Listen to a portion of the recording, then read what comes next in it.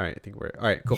Yo, what is up, everybody? Welcome back to the Anime Social Club, which I totally did not flub on right now. Yeah. Um, Once again with your boy Kid Benji. If you are tuning in on live stream, thank you for being here. And if you are listening to us in audio, there's also a video version on YouTube as well. Just search Anime Social Club. Um, so we are here once again with your three favorites: Benji, Brian, That's me. and Jacob. Yo. Which for some weird reason, Brian's video quality is actually really good right now. I don't know You how promise? he did that. It's actually kind of weird. I don't know. Feels. You Yeah. like what you see? Sure. Like what you see. Well, our audio listeners can't see, so kind of sucks. Well, if you want to see this, Unfortunate. what he did, you should check it out on YouTube. But yeah, that aside, we're gonna review another movie of the week. I know it's extremely late. Where we Definitely not my fault. How did I know? um if we can watch the movie, this next movie, quick enough, then we could probably get another one of these out this week, but probably not. Anyways, aside from all that, it was another interesting movie this week. It was Jin-Roh Wolf Brigade. For those of you who have never heard of it before this, I'm not surprised because I'd never heard of it myself either. This was relatively unknown, at least to me personally. It's not really like one of the big heavy hitters that we've seen like these past few weeks, like Mirai of the Future, which was a pretty popular film at the time. So this one was relatively older. But like we do every week, we're gonna go down the line. Each person's gonna give their thoughts, and then we'll have a discussion on it as a whole. So let's go ahead and start with the man, Jacob Jones. The myth. Oh, me. Okay. Hello. He's not a myth. He Hi. actually I am the exists. man. No, Yo, turn yourself. Hold on. I need to turn you down. Wait. am I too loud? Should No, I no. just lean back? No. It's my You're fault. like an alternate ego's like persona right now, Jacob. You look like Zangetsu from Bleach or something. Wait, go. Talk. Talk. Hello. Hi. Sorry, I totally forgot I turned you up Talking. because you didn't know how to use your mic earlier. Holy shots. Okay, One, go. two, 1, 2. Go. You're good. Oh, hello. Hi. So, for me, I really actually enjoyed it a lot. I thought the movie was drawn really well. You could definitely see the hints of like the Ghost in a Shell type of stuff, aesthetics and stuff like that. For me, definitely the political thing right away, and then it was just very intense movie. Like I was just like, whoa, like what did I just see? But it honestly like kept me watching the whole time. I didn't even want to take my eyes off the movie the entire time. There was literally moments where I got up from the movie and was walking backwards just to keep my eyes on the movie. So for me, like I felt like the movie was really, really good and it was well done in a lot of ways. So yeah, I really liked it. Yeah. Nice. Okay. What about you, Brian? Wow, that was like really nice and concise. It was like all over the place for me.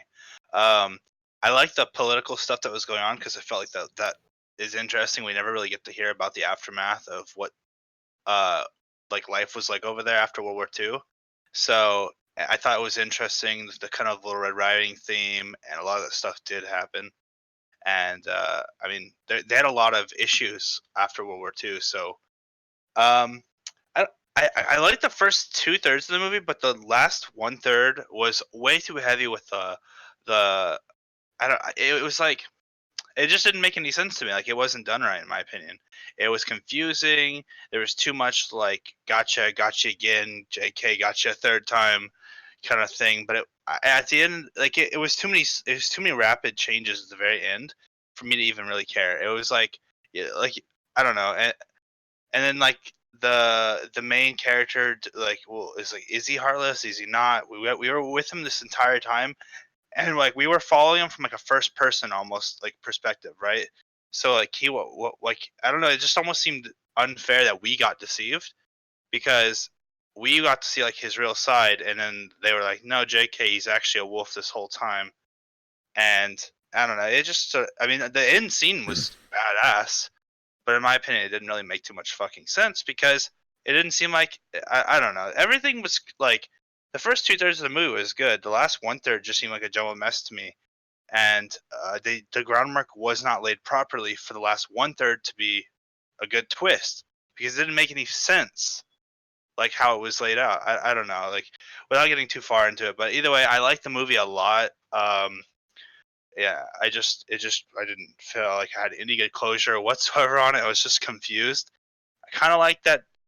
It would appear that he actually did kill her at the end, which I thought was like, oh shit, okay, committed to the fucking cause. I like it, but all right. Yeah. So I guess it was cool. Yeah, the movie was at least badass in some ways. Yeah. Yeah. And it definitely showed a unique side that I don't think many movies have ever touched on, honestly. Yeah. So Yeah. there it is. Yeah. Cool.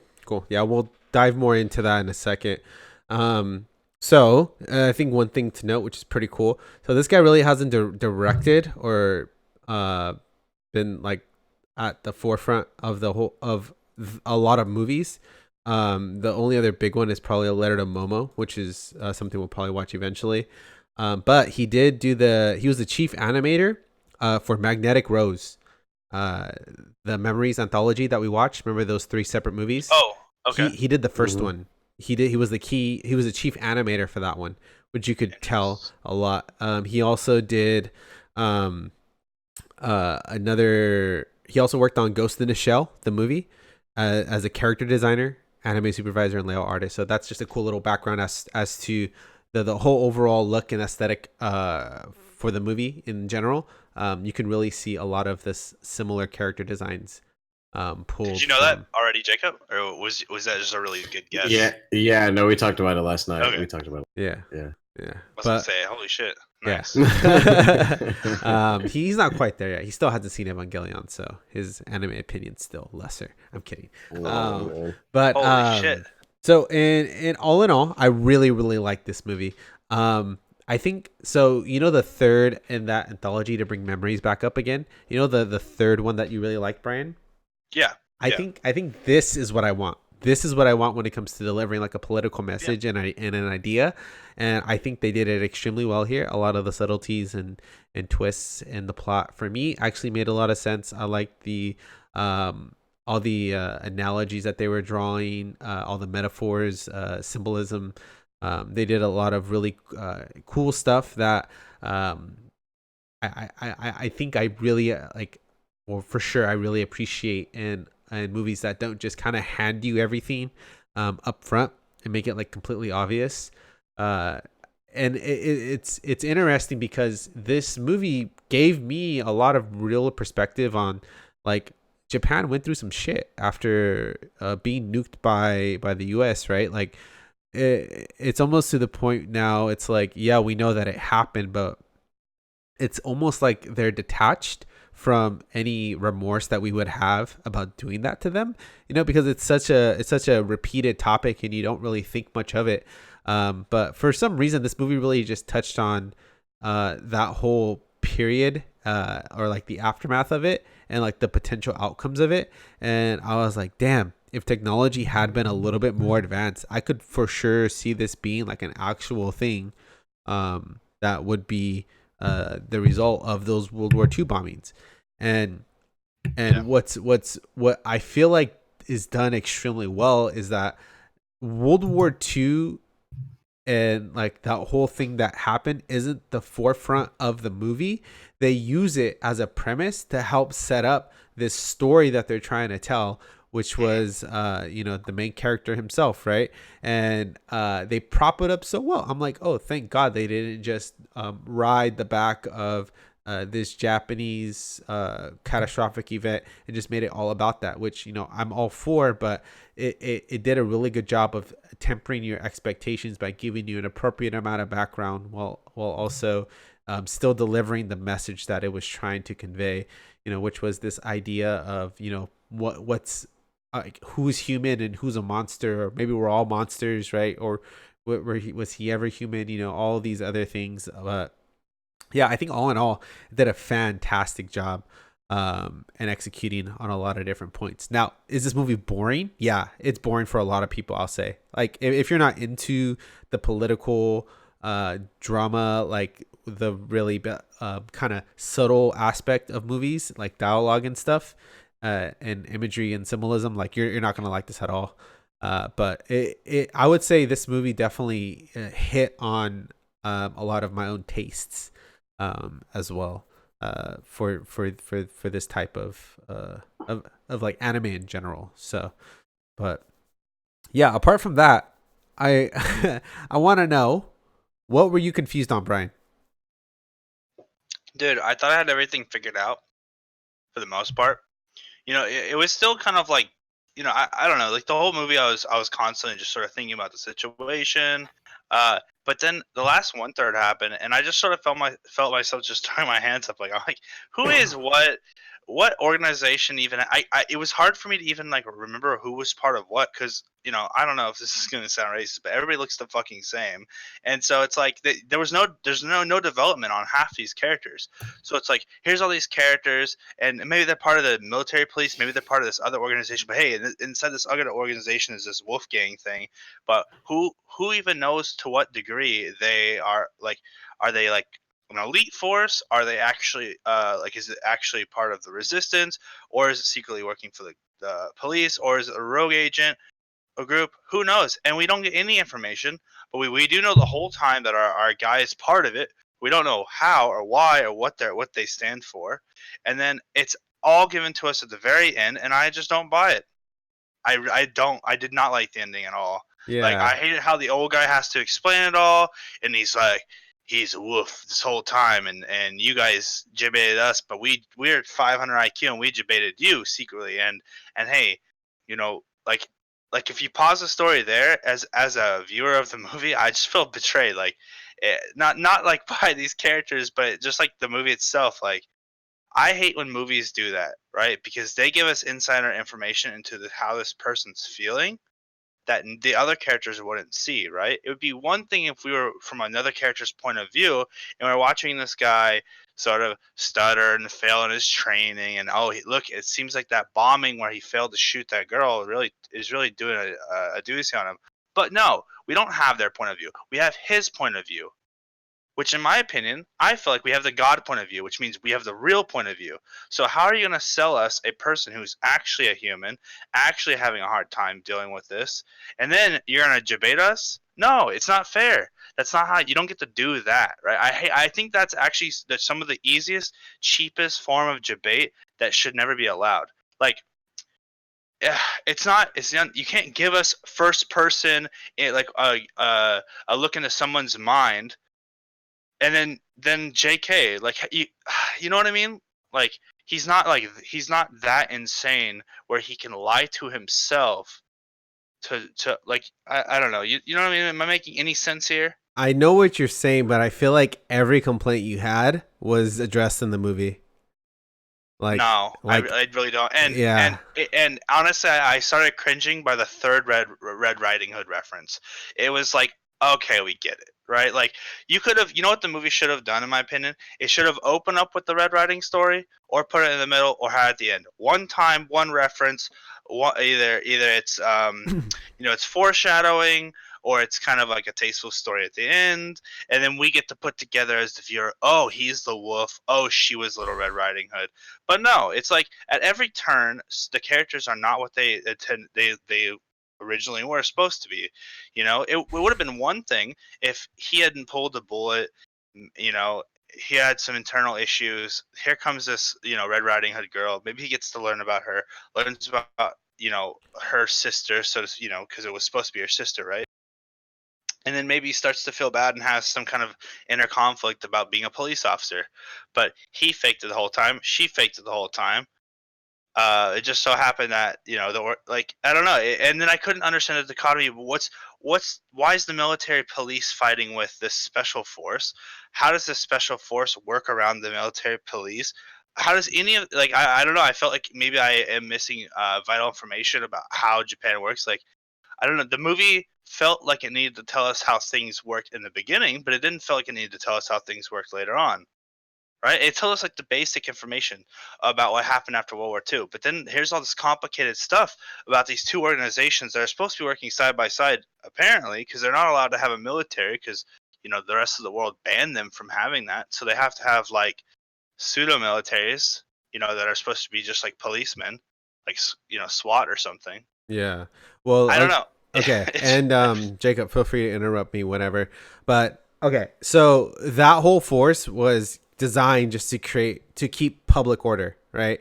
Yeah. But under the guise, but it was actually a very militant organization, right? So you had this Yeah. militant organization versus the public police force, right? Mm-hmm. And the two were always separate from each other, right?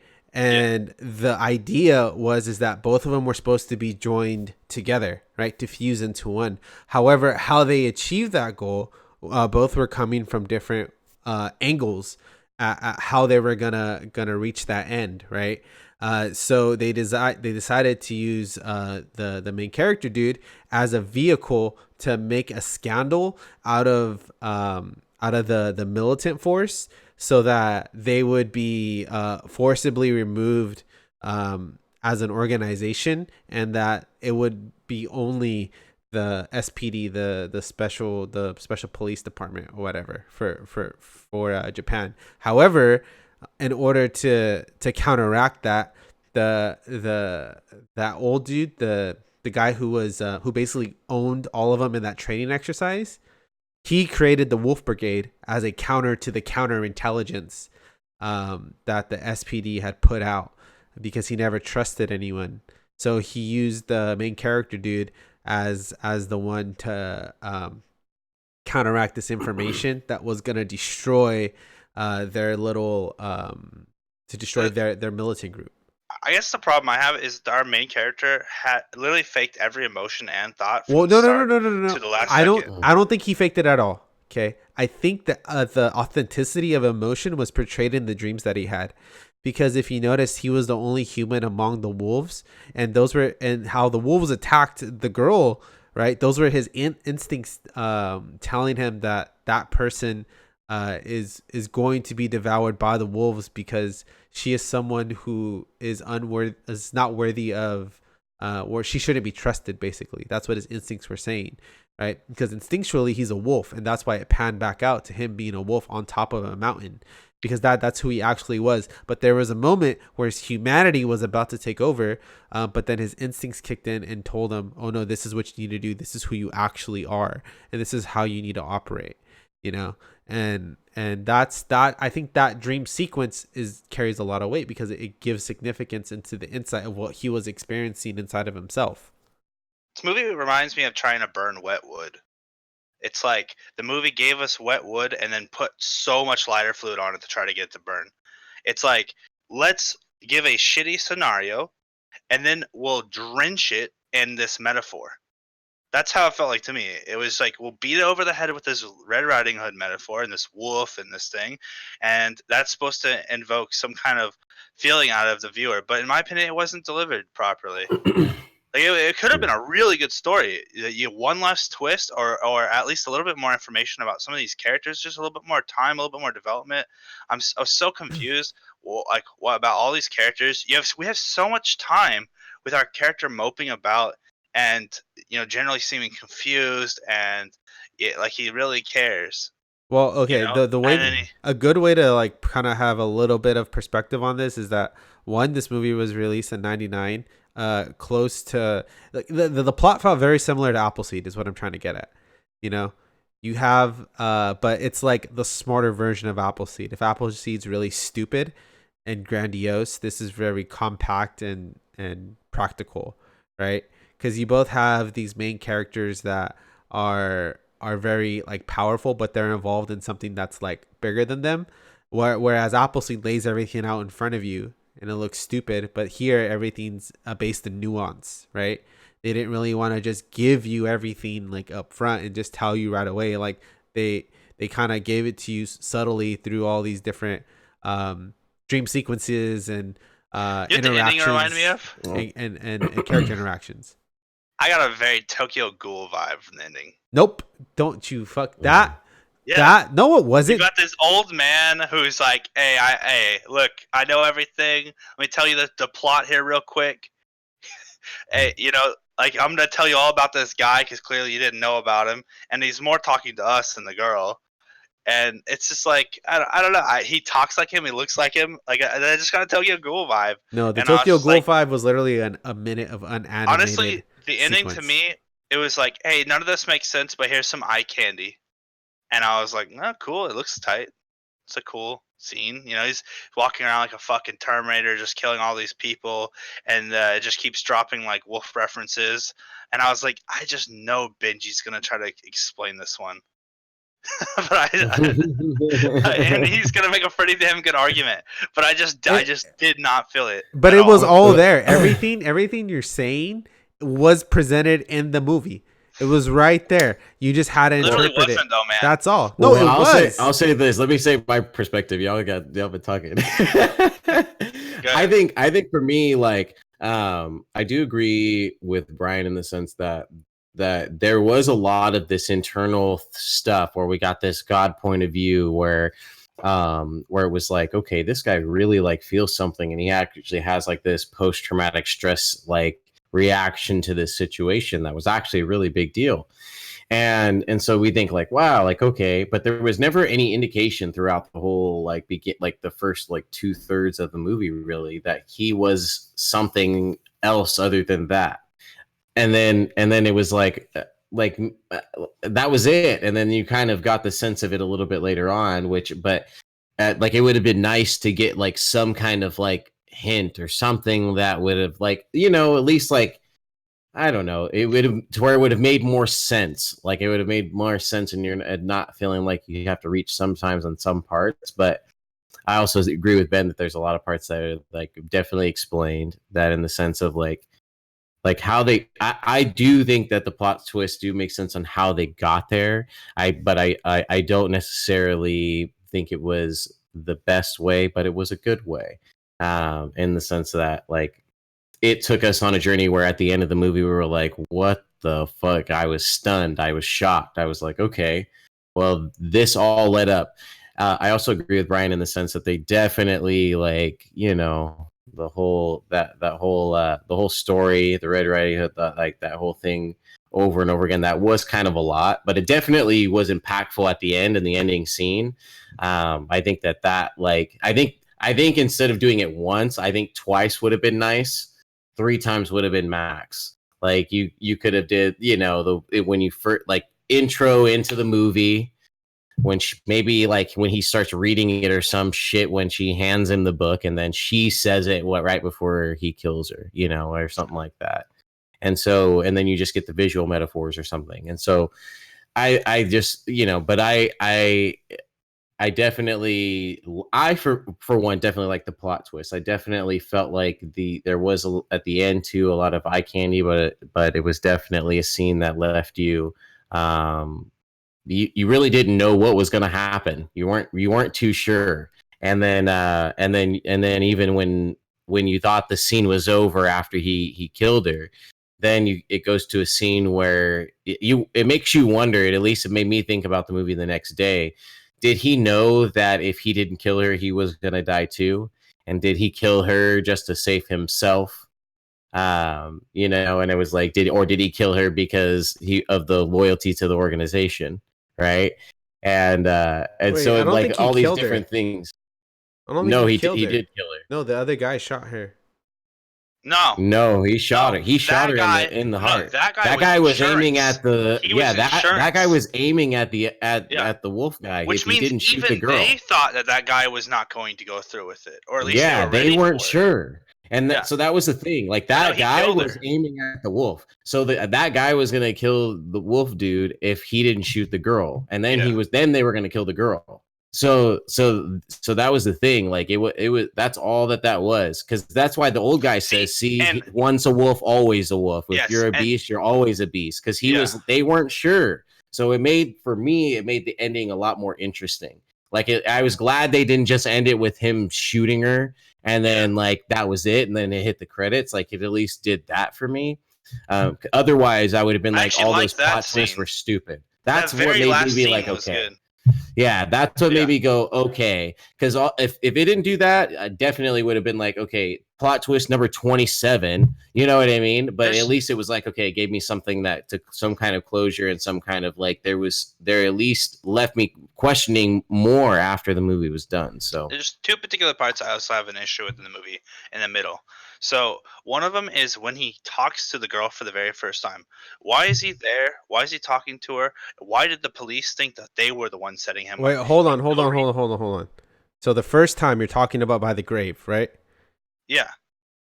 Okay. How does the police know for sure he's gonna be there? They said they set this up. No. Remember when he interacts with what's his name? The guy who he ends up killing, right? Remember the guys in the sewer scene when he corners him, and he just I'm drawing a blank. it's the guy who betrayed him, who was pretending to be his friend. The main guy who was pretending to be his friend, the guy who dove on him or dove on him when the suicide bomb chick pulled the thing. Yeah, that guy. And he talked to the training guy, that same guy. He was the one who, at the very end, he was the last guy they killed in the tunnel when there was a dead end. Mm-hmm. And then he just remember how he's just mowing down everybody when he gets into his suit. Mm-hmm. In the sewers, and he kills all the guys, and the final guy he kills, that guy is the guy that jumped on him and saved his life, or no. That's the guy. That's the guy that hands him the address of where exactly to find the grave, and he tells him, he's like, "Hey, I shouldn't be doing this, but." And so he gives them the information of where to find the girl's grave, and because they knew when he gave the information, they were already keeping tabs on him.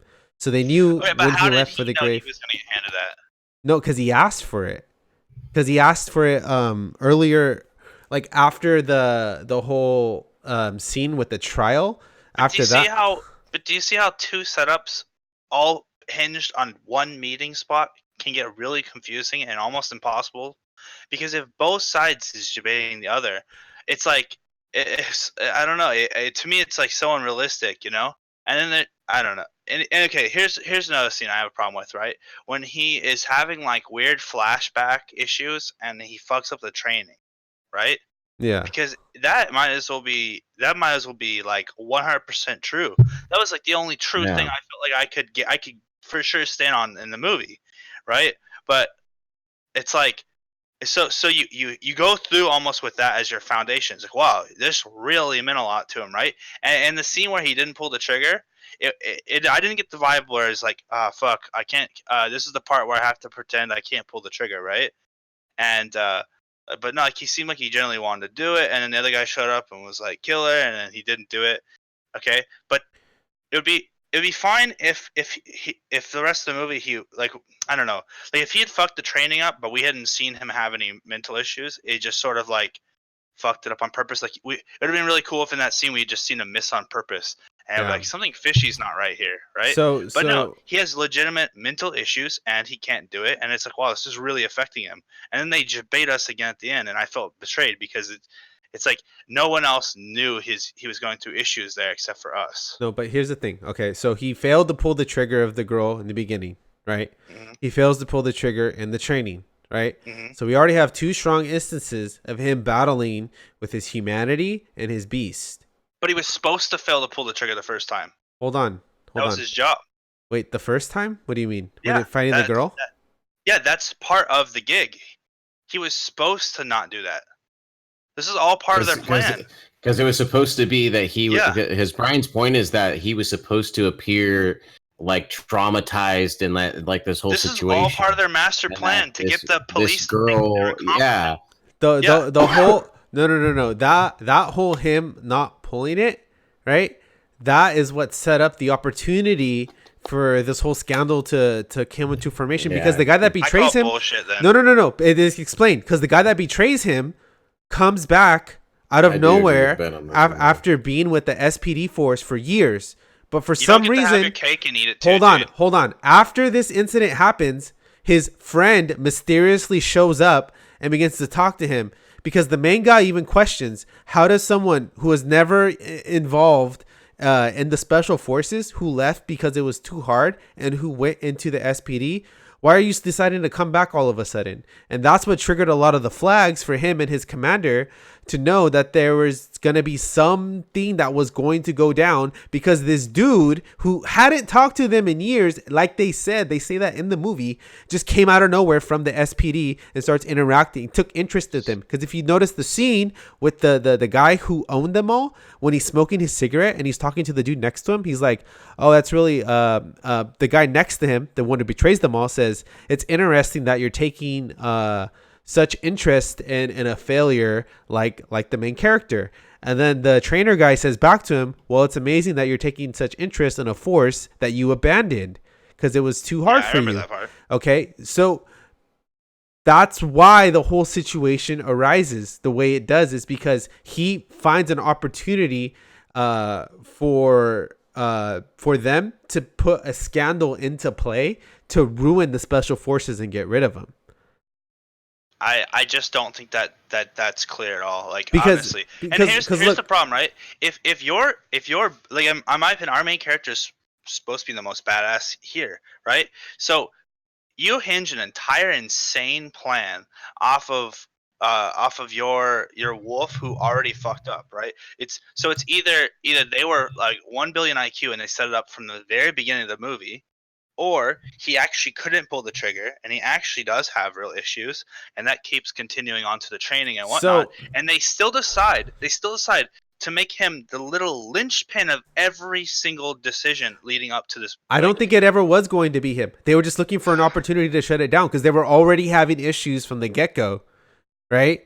But my point is, this old man is so confident that this young dude is going to do exactly what he's supposed to do when he couldn't even pull the trigger. No, he wasn't confident in it because I don't know if that's why there was that sniper dude at the end, because he wasn't confident. But before that, I would say arguably that the scene in the sewers, you still got to be pretty confident I'm there, don't you? Wait, what do you mean? At the end or in the beginning? Like when he got suited up. We don't get to really figure out what's going on until they all meet up in the sewers, and then they begin to just spew the plot out. Okay. Let me explain. Let me explain that part. Okay, so the movie operates like this. So the girl, that's pretending to be the sister, right? Mm-hmm. She is a human in a beast's clothing, right? Whereas he is a beast in human's clothing, right? So that's where the whole battle for humanity comes along the line as the story progresses, is because she thinks she's the one that's betraying him and actually, getting behind him and doing all this nefarious stuff. And he thinks he's doing the humane thing and trying to struggle with this battle between his humanity and his beast side. But in the end of it all, right, it ends up him still being the beast that he always was. And that's why the general states to her that we aren't humans pretending to be beasts. We're beasts pretending to be human. Right. So and it also leads to him why it was so easy for him to mow everyone else down, because they are all technically, in his eyes, other beasts for him to hunt. Right. Whereas he struggles with killing other humans because they're human. They're not beasts. That's how he perceived it in his mind. Like, that would have all been amazing if it would come naturally, in my opinion. That's the thing, is that I saw it. I saw it progress naturally, and at least for me, all this stuff was laid out before me. But this guy doesn't seem like a beast. That's the problem, man. I don't know. I feel like they set that up already. The first half of the movie, they give us a human, and then the second half of the movie, they give us a beast, right? But if anybody knows anything about people, it's not. You don't get that. It's like, that's not how people are, dude. Well, no. That was the illusion they were trying to paint, right? They didn't show him being badass. They just showed him struggling trying to kill a little girl, right? He's badass in the second half. Yeah, because he has to forego his humanity to make the full transition into being a beast, because there was a shred of humanity left. They said he was always a beast, dude. Exactly. But it was only reaffirmed. Made the beginning of the movie and the middle be intentional on their part, like he was just following orders. Normally, okay, if there was a preset thing that implied all this, like an even former flashback that showed him being all badass and actually just mowing down people, then yes, okay, I'll concede to that. But it wasn't. Okay, they showed him as a new trainee into this organization, and they already knew that he was extremely talented, and that's why he got put into this platoon of the special forces, right? He was new at it, right? So in the end, he hadn't truly given up all of his humanity. There was still a part of it left, and that part of it arose when he struggled to kill this little girl. And because he was still had his humanity part, or at least it was perceived as him having his humanity part, he was the perfect target for the SPD to use him as a way to create a scandal within the special forces and thus take them down. I don't know, man. That's just the way. Look at all this stuff, though. I think what you're saying is what they think they made as well. I generally do. I think that I saw it like that. I know. And here's the thing. I think you saw how they actually intended to make it. I think the implementation failed. Honestly, I just don't think it's clear enough. I won't disagree with that. Trying to write a subtle story and have all these great meanings and actually making any fucking sense. And this tried to walk that line, but the problem is, okay, it didn't make that much sense, and they tried to drench it in the metaphor. So it's like a two-part failure for me, right? It's like, for me, the metaphor was too much. It didn't make any sense, and he wasn't always a monster, right? I mean, if you just listen to the story, the wolf is a monster from the start to finish. Yeah, the wolf is, but he wasn't.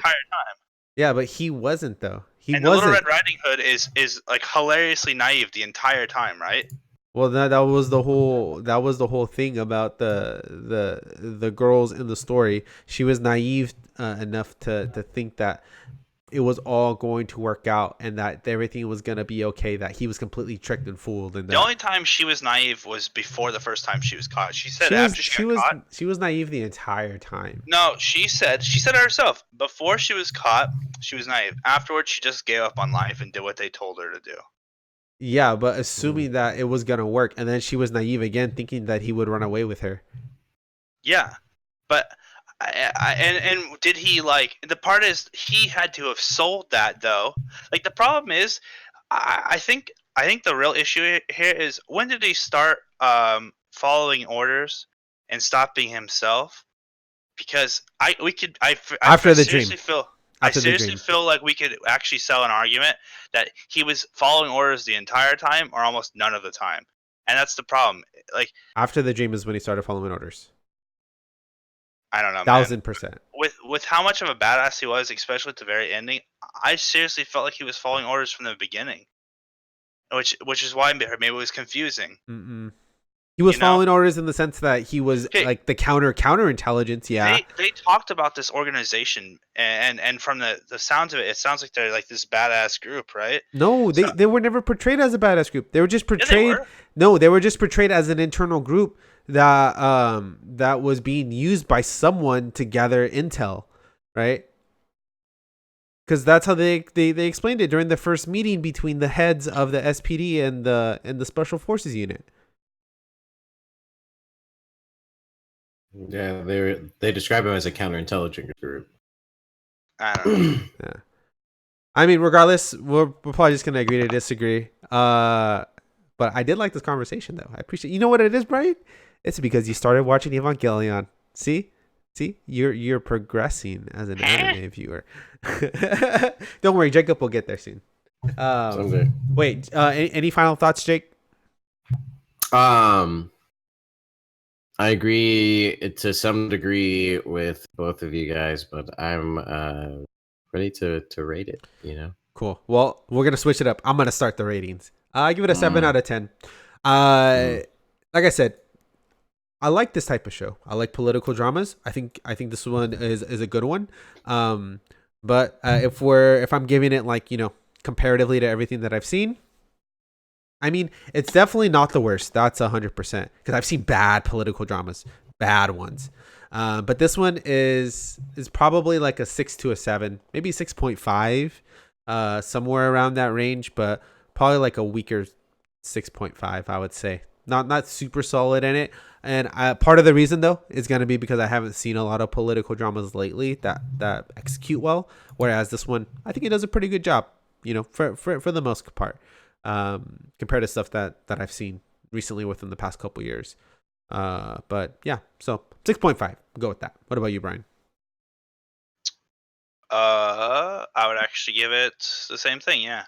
I felt like this when it was just talking, like when it was just showing the political scenes, especially like the movements and how the rebellion and the police worked and operated. I felt like that was incredibly accurate and interesting to watch, and it randomly had a bunch of good stuff.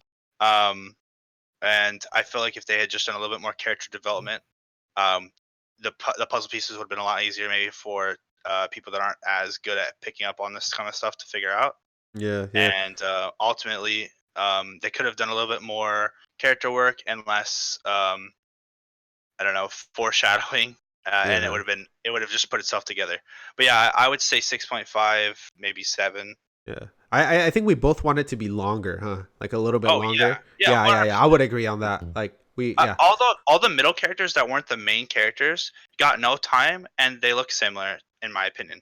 So it's yeah. really hard to differentiate. But you keep saying like, "Oh, his friend this and his friend that." I Dude, can't remember dude, honestly. It's been 1 week. I forgot every I will character. show you. I will show you a show that does this 100 times worse. It's Maybe actually hilarious. I hate it when if you I can't tell watch, characters apart. I maybe if I watch the movie again, I can maybe try to like remember. Oh yeah, okay, so that one, okay, that one looks like that. So that's his friend. It's like everybody just sort of looks the same, acts the same because they're all military No. dudes, Well, and it's really hard to it's tell the yeah. difference. It's also part of the reason why in True. anime, like the shonen, they always have like a real eccentric look. We also we also don't get to learn about anyone's philosophy or view on anything ever. Like nobody ever talks about what they care about I really. would argue that they never were supposed to. I think I thought about that too, but yeah. it just makes figuring out what the hell's going on even more difficult because you have no landmarks for people that you can remember. Okay, That's my I could problem. see that. I have to figure out who's doing what, where they're doing it, and then I can put together what's actually happening. Who's actually a rebel? Who's actually part of the police? Who's actually part of the Mm. special force? Who's actually part of the wolf group in the special force? Who's Mhm. betraying who? And it's like if you can't remember who anybody is, I'm just watching a bunch of people do a bunch of things that I don't care Yeah. about. I will say though, it took my full attention to catch everything. Like I had to Yep. focus a lot. What about you, Jake? I would say for me, I would give it like a 7. At first, I wanted to give it like a higher rating for sure. I wanted to give it like a 7.7, 7.5, but like for me again, it's a lot of the similar issues that you guys have with the movies, but also like I did enjoy it to a certain extent. I definitely had to pay attention the entire time in order to really make sure I knew what the hell was going on. There was actually even a point where I had to like go back because I missed something, and if I would have missed that, I would have totally missed the whole rest of the thing. That I'll say So is a weak point. If you miss one little thing, it's like you're just yeah, and that's why I can't give it any higher, because it's one of those things that like you really have to be committed to watching in order to really enjoy the movie. And it's something that you have to be really committed, and you have to really like ideas, and you have to really like the aesthetic, and you have to really like this type of thing. So for me, I think overall, I give it a 7. cool. So Well, that was a fantastic podcast. I love it when we go back and forth. That's like my favorite shit to do. I even love it more when you don't agree with me and we still disagree in the end, but we still give it the same fucking score, man. That actually, funny enough, that actually happens with a lot of people who do a lot of like anime analyzation. I always tend to butt heads with the people, but then we say like I go 1, 2, 3 rating, and then we always say the same the same number. So it's like shit. We're just different I had a perspectives. sneaky suspicion the whole time we were talking that we were gonna give it the same. Give the same score. rating, yeah. Yeah. Yeah, because I feel like we both still liked it the same amount, but for different reasons. Yeah, completely different reasons, but yeah. Yeah. Cool. Well, quick drum roll, please. Next movie. Red Line. Shut the fuck up. Red Line. Red Line is the next Red Line. movie. Red Line, considered one of the most beautiful anime ever done, just in animation in general. It's Spoilers. and it's even considered that it'll never be replicated ever again. So can't wait to watch it. So that'll be this new movie, which we if you guys don't know, new movie pick tomorrow. Yeah, picking a new movie for the week tomorrow. Oh, So- is this where you do the Marvels? Yeah. So that'll be tomorrow. You guys can tune in for that if you want. That's gonna be on the 4th, July. Wait, tomorrow's July 4th. It is. Holy shit! I'm actually gonna probably do the stream really early in the morning because we're gonna be doing stuff all day, I believe. Which happy 4th of July to everyone. So this is probably past. If we all watch this really soon, we could do another one sooner to kind of make up for last week. Yeah. Oh yeah. I mean, Monday is probably gonna be the soonest because I'm going camping this weekend. Yay! Oh. Going outside, so that'll be fun. Outside. Anyways, appreciate you guys for listening. If you guys are listening to if you guys are listening to audio version of this podcast, again, you can find this on YouTube, Anime Social Club, or if you're watching the video version or anywhere else, we are literally located on everything podcast oriented. Just search Anime Social Club. We're getting up there in the SEO searches, so rate it, like, comment, subscribe, do whatever you have to do. Get us up there to the top of the Google charts. It's a lot of finger wagging. Yes. My God, Mom, is that you? Yeah. Oh, I told you I'm not gay. All right, not that there's anything wrong against that. I'm just gonna stop it right here. Appreciate y'all. I'll see you guys next week. Bye. Bye. Peace.